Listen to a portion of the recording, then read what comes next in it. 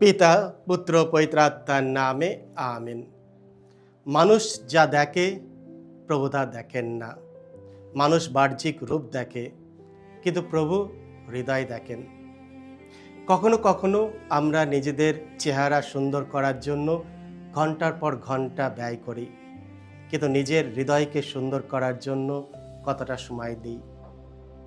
বাইরের মুখোশ নয়, অন্তরের সত্যকে পরিষ্কার করো।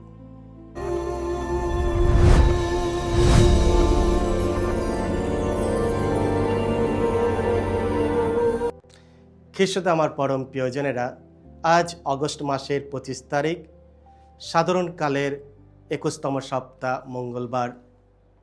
আর আজকের ডেলি মান্না ঈশ্বরের বাণী প্রতিদিন নেওয়া হয়েছে সাধু মতি রচিত মঙ্গল সমাচার থেকে 23 অধ্যায় 23 থেকে 26 পদ। এসো আমরা ভক্তিভাবে আজকের এই বাণীটি শুনি। যিশু একদিন সমবেত জনতা ও তার শিষ্যদের সামনে এই কথা বললেন, হায় হায় আপনারা শাস্ত্রীরা আর ফরিসিরা, যত ভণ্ডের দল! আপনারা তো আপনাদের পুদিনা, মৌরি আর জিরের 10 ভাগ নৈবেদ্য হিসাবে দিয়ে থাকেন, অথচ বিধানের গুরুতর নির্দেশগুলি, যেমন ন্যায়নিষ্ঠা, দয়ামায়া, বিশ্বস্ততার নির্দেশ, এগুলি আপনারা কিন্তু উপেক্ষাই করেন। আপনাদের তো এইসব নির্দেশ পালন করা উচিত ছিল, অবশ্য অন্যান্য নির্দেশ উপেক্ষা না করেই। সত্যিই অন্ধ ধর্ম নেতা আপনারা। একদিকে ছেঁকে ফেলছেন মশা, অন্যদিকে গিলে ফেলছেন উট। হায় রে আপনারা শাস্ত্রীরা আর ফরিসিরা, যত ভণ্ডের দল! আপনারা তো থালাবাটির বাইরেটাই শুধু পরিষ্কার করে রাখেন, কিন্তু ভেতরটা যে ভরে থাকে শোষণ আর অসংযমের নোংরামিতে। তাই বলি, অন্ধ ফরিসি, বাটির ভেতরটাই আগে পরিষ্কার করে নিন, তাতে বাইরের দিকটাও পরিষ্কার হয়ে উঠবে। এই হলো প্রভু যিশুর মঙ্গল সমাচার। প্রভু যিশু তোমার মহিমা প্রচারিত হোক। অন্তরের পরিচ্ছন্নতা, ক্লিন ইনসাইড। খ্রিস্ট আমার পরম প্রিয়জনেরা, আজকের পবিত্র মঙ্গল সমাচারে একটি অত্যন্ত গুরুত্বপূর্ণ বার্তা হলো, শুধু বাইরে নয়, আমাদের অন্তরও পরিচ্ছন্ন হতে হবে। আমরা নিজেদের প্রশ্ন করতে পারি, আমাদের জীবনে কি এমন কোনো অন্ধ দাগ আছে যা আমাদের রাজ্য ও তার পথকে, যা ঈশ্বরের রাজ্য ও তার পথকে সঠিকভাবে দেখতে আমাদের বাধা দিচ্ছে? যিশু তার সময়ের ধর্মীয় নেতাদের খুব কঠোর ভাষায় বলেছিলেন, অন্ধ ফরিসি এবং ভণ্ড। ভণ্ড হলো সেই ব্যক্তি যে বাইরে একরকম দেখায়, কিন্তু ভেতরে অন্যরকম। যে ভালো ও পবিত্র হওয়ার অভিনয় করে, কিন্তু তার অন্তরে লুকিয়ে থাকে অহংকার, স্বার্থপরতা, হিংসা, রাগ, বিদ্বেষ কিংবা অন্যায় আকাঙ্ক্ষা। অনেক ফরিসি ও শাস্ত্রবিদ মানুষের সামনে নিজেদের খুব ধার্মিক হিসাবে প্রকাশ করতেন।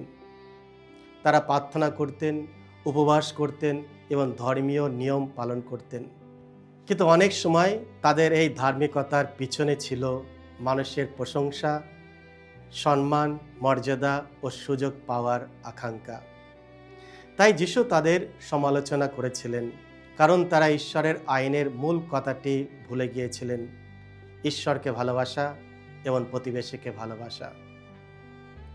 খ্রিস্ট আমার পরম প্রিয়জনেরা, বাহ্যিক পরিচ্ছন্নতা অবশ্যই ভালো এবং প্রয়োজনীয়। আমরা পরিষ্কার পরিচ্ছন্ন পোশাক পরব, নিজেদের শরীর ও পরিবেশ পরিষ্কার রাখব, সুন্দরভাবে আচরণ করব, এসব গুরুত্বপূর্ণ। কিন্তু যিশু আজ আমাদের মনে করিয়ে দেয়, বাহ্যিক পরিচ্ছন্নতার চেয়েও বেশি গুরুত্বপূর্ণ অন্তরের পরিষ্কার পরিচ্ছন্নতা।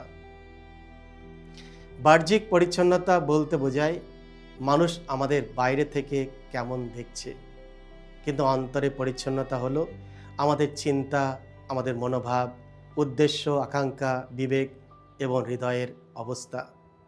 কারণ মানুষ আমাদের বাহ্যিক রূপ দেখে, কিন্তু ঈশ্বর আমাদের হৃদয় দেখেন। প্রথম সামুয়েল গ্রন্থে 16 অধ্যায় 7 পদে আমরা পড়ি, মানুষ যা দেখে প্রভু তা দেখেন না। মানুষ বাহ্যিক রূপ দেখে, কিন্তু প্রভু দেখেন হৃদয়। একটি সুন্দর কাপের কথা ভাবুন। বাইরে থেকে কাপটি ঝকঝকে, কিন্তু ভেতরে যদি ময়লা থাকে তাহলে সেই কাপ ব্যবহার করা যায় না। ঠিক তেমনি আমাদের জীবন বাইরে থেকে যতই সুন্দর ও পবিত্র দেখাক, যদি অন্তরে হিংসা, ঘৃণা, অহংকার, প্রতিহিংসা ও স্বার্থপরতা জমে থাকে, তাহলে আমাদের সেই বাহ্যিক পবিত্রতা ঈশ্বরকে সন্তুষ্ট করতে পারে না। কখনো কখনো আমরা নিজেদের চেহারা সুন্দর করার জন্য ঘন্টার পর ঘন্টা ব্যয় করি, কিন্তু নিজের হৃদয়কে সুন্দর করার জন্য কতটা সময় দিই? আমরা মুখে হাসি রাখি, কিন্তু অন্তরে হয়তো কারো প্রতি অভিমান ও তিক্ততা বহন করি। আমরা গির্জায় খুব ভক্তিশীল ও পবিত্র বলে মনে হতে পারি, কিন্তু গির্জার বাইরে আমাদের জীবন হয়তো ঈশ্বরের ইচ্ছার সঙ্গে মিলছে না। খ্রিস্টে আমার পরম প্রিয়জনেরা, আর এর জন্য প্রভু যীশু আমাদের বলছেন, বাইরের মুখোশ নয়, অন্তরের সত্যকে পরিষ্কার করো। আমাদের হৃদয়ে যদি সত্যিকারের পবিত্রতা থাকে, তাহলে তা আমাদের কথা, আমাদের আচরণ ও দৈনন্দিন জীবনের মধ্যেও প্রকাশ পাবে।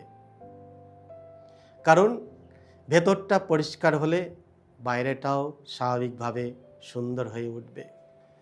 খ্রিস্ট আমার পরম প্রিয়জনেরা, সত্যিকারের পবিত্রতা কোনো মুখোশ নয়, এটি অন্তর থেকে বেরিয়ে আসা একটি আলো। ঈশ্বর আমাদের বাহ্যিক চেহারা দিকে বিচার করেন না, তিনি আমাদের হৃদয়ের দিকে তাকান।